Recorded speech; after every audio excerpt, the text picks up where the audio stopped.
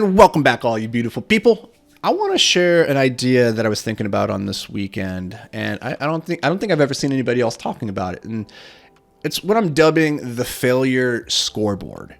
So here's how it works. I believe that your rate of iterative failure is the best lead indicator of success. And let me repeat that. Your rate of iterative failure is the best indicator of success. And what that means is your rate of iterative failure is how quickly you fail and then pivot.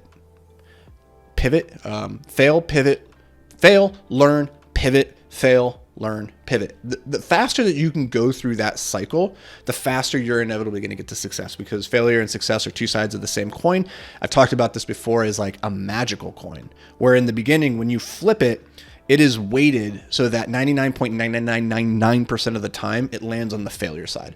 But with each successive flip and attempt of the coin toss, your probability of success improves by 0.00001%. So it's going to take a lot of flips. But the more you flip, the more likely success becomes. And because you have an infinite number of at-bats, you should just be sitting there flipping that thing maniacally. And then on a long enough time frame, success becomes inevitable.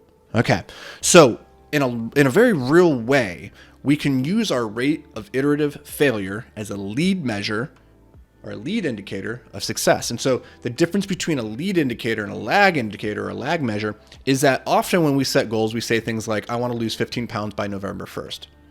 The problem with that goal is that you only know whether or not you failed or succeeded on November 1st when you weigh yourself, and then it's too late to do anything about it because it's looking back. It's a lag measure. We're looking back.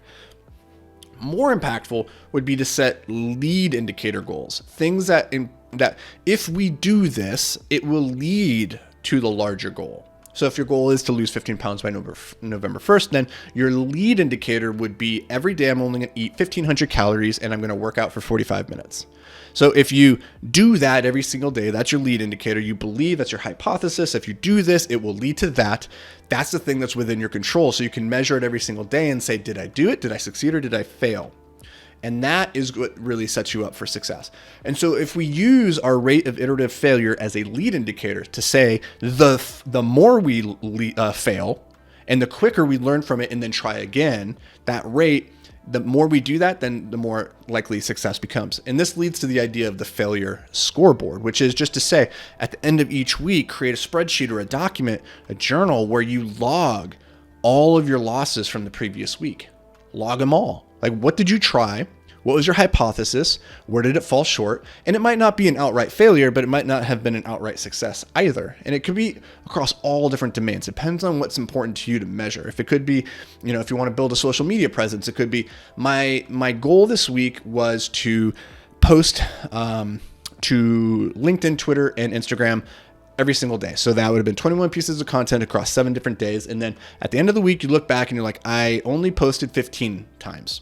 So that was your failure. What happened? Review. Why did you fail? Did you not set the time? Did you not prioritize it? Did you not have the content ideas? What caused you to not follow through? Or maybe the goal was I wanted to, I made this post and I thought it was going to go viral and it turned out to be a dud. So it failed.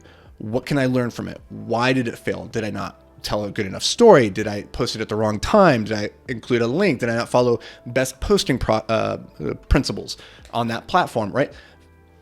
The more that you can track your failures, and instead of looking at those as being like an indicator that you did something wrong, the more you can turn that to the other side of the coin and say, hey, with each one of those failures, I'm getting that much closer to success, but only if I track that and I learn from it. And so that's the failure scoreboard. I think it's a really interesting little idea, a great little journaling prompt. Sit down at the end of each week and just reflect. What did I try this week that worked and what didn't work?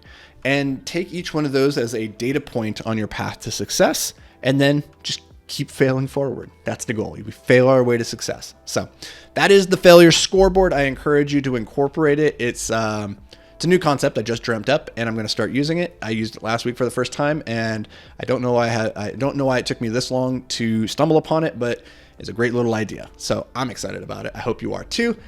And as always, thank you for being here. I'll catch you guys back around these parts tomorrow. But until then, stay hyper focused, my friends.